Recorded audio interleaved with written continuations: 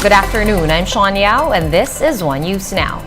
The Philippine government is seeking for a mutually satisfactory solution to Kuwait's decision to stop issuing visas for Filipinos. We have with us Foreign Affairs Undersecretary Eduardo De Vega to answer our questions about this.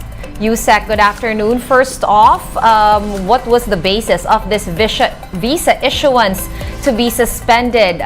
The report mentioned, of course, that there were violations or non-compliance with the bilateral agreement between Kuwait and the Philippines. What violations are these, supposedly?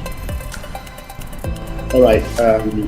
Good afternoon. Well, of course, we can confirm that they made this decision, and we were formally informed yesterday, although news came out as early as Wednesday, but the government was informed formally yesterday.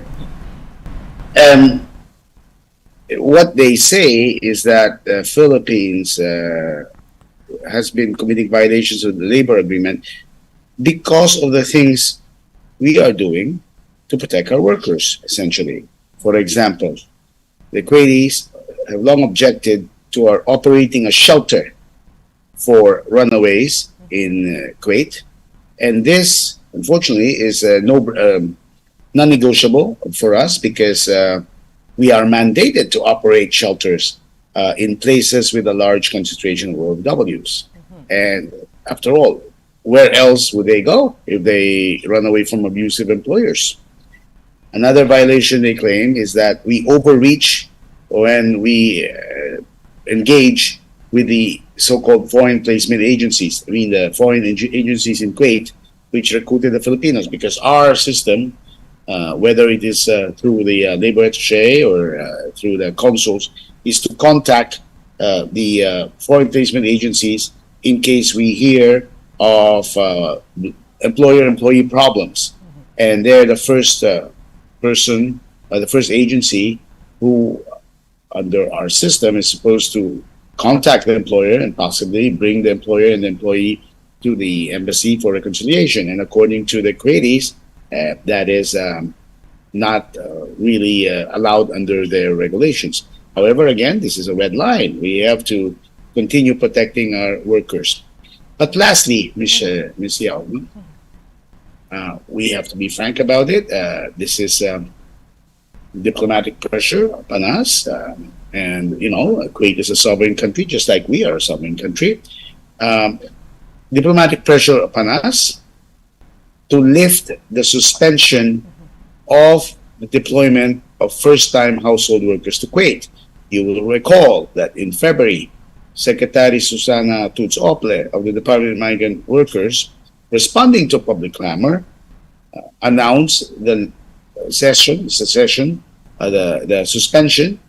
or better yet, the deferment of the processing and deployment of first-time household workers to Kuwait after the heinous crime involving the brutal rape and murder of our kababayan na si Johnny B. Ranara. So essentially, the Kuwaitis are telling us that, well, we want you to lift your suspension. Otherwise, no workers can come in, because remember, not all the Filipinos in Kuwait are household workers. About 30%, 25 to 30% are working in other fields. And now Kuwait is saying, no, there will be no new deployment in those fields either. However, we wish to reassure the public that for those who already have the IKAMA, the residence permit, they will be allowed to continue traveling, entering Kuwait, re-entering Kuwait, better put, to work there. Right. So, Undersecretary, no one who, those OFWs, skilled workers or domestic helpers that are already there, they are not going to get kicked out. So, they're safe. They are not going to get kicked out unless they're undocumented, because there are a few thousand, maybe 5,000, who are undocumented. But this so-called, operations against illegal or undocumented aliens it has already been ongoing, so it's not targeted towards Filipinos. But those who are already there and have documented status, they're not going to be kicked out, and they will continue to be allowed to Kuwait. But no new work visas will be issued. All right, thank you for clarifying that, Yusek. Yusek, what happens now? You said that we got formally informed, or we were formally informed yesterday. How does the DFA and the Philippine government plan to respond to this? Like you said, this is a diplomatic issue. What kind of route are we planning to take? Always be a diplomatic issue. The Department of Foreign Affairs, of course, is in charge of bilateral relations, and despite everything, we have solid bilateral relations with Kuwait. These are labor issues which we can talk as friends. The Department of Migrant Workers represents the sector involving deployment, so they're in charge of decisions on the regularization of deployment, and of course we need to hear our stakeholders, elected members of the Congress. After all, they are representatives of the people. What happens now? There were already scheduled discussions starting nominally next week. It should have been next week between the Philippines and Kuwait to discuss the labor agreement, the 2018 labor agreement. So we still intend to send a delegation, except that this time this is a new element that we did not expect, that suddenly there'd be this suspension of visa issuances for all Filipinos for all kinds of visas. So that will be included in the discussions, and we do not, of course, guarantee that the results of this first round of exploratory talks will lead to a solution right away. It will take time. After all, let's remember, why did we even suspend the deployment of household workers in the first place?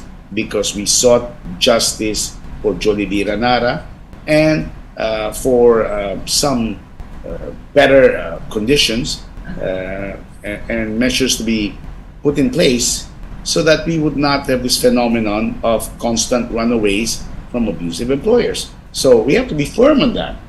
We cannot go and talk to Kuwait and say, well, because you suspended visas for all Filipinos, we're so affected, all right, we'll give in. No.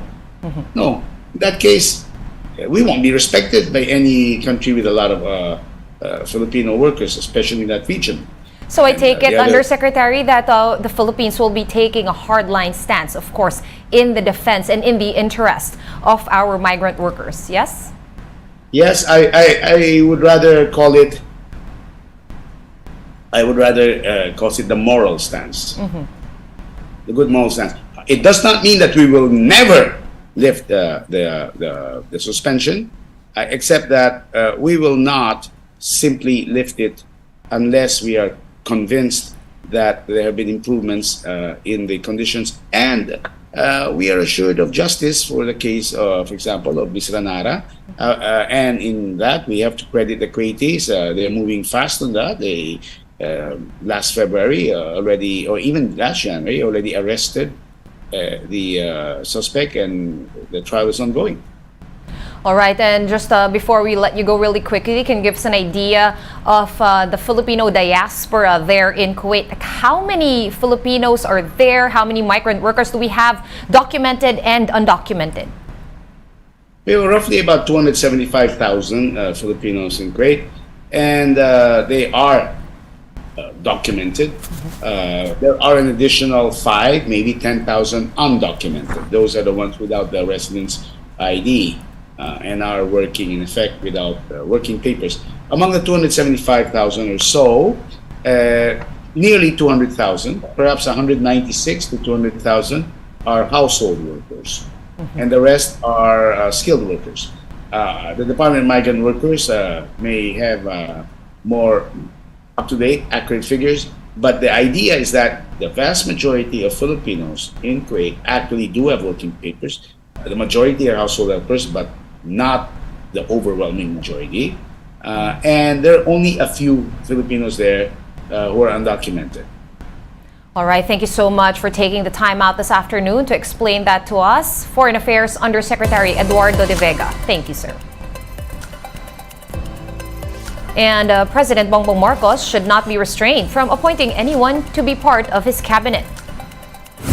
Executive Secretary Lucas Bersamin said this amid calls on the president to to avoid appointing officials from among those who lost in the last elections.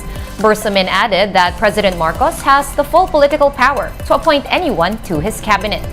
Marcos Jr. revealed his plans to reorganize his cabinet after the one-year appointment ban ended on May 9. We cannot actually limit the discretion of the President in choosing the people whom he believes could deliver on his agenda for the people of the Philippines. We're gonna go on a quick break, but One News Now will be back with more stories after that. Keep it here.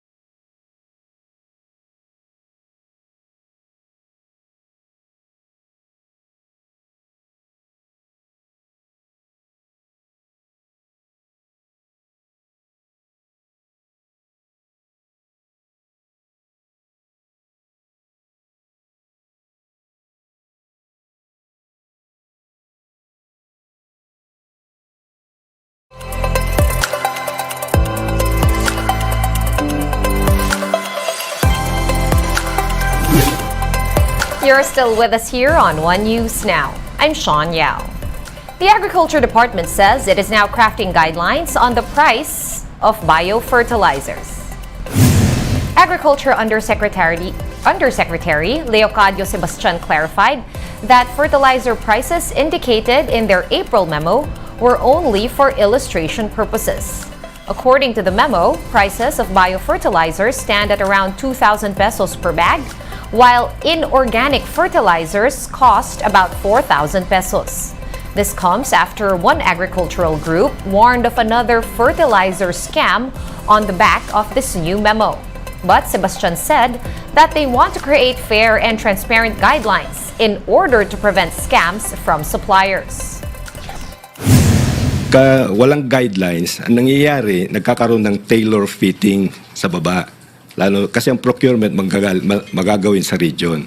Pwede mangyari yung scam na yan kasi pwede silang madiktahan ng mga suppliers, pwede silang madiktahan ng mga influential people to put a tailor-fitted specification during bidding process.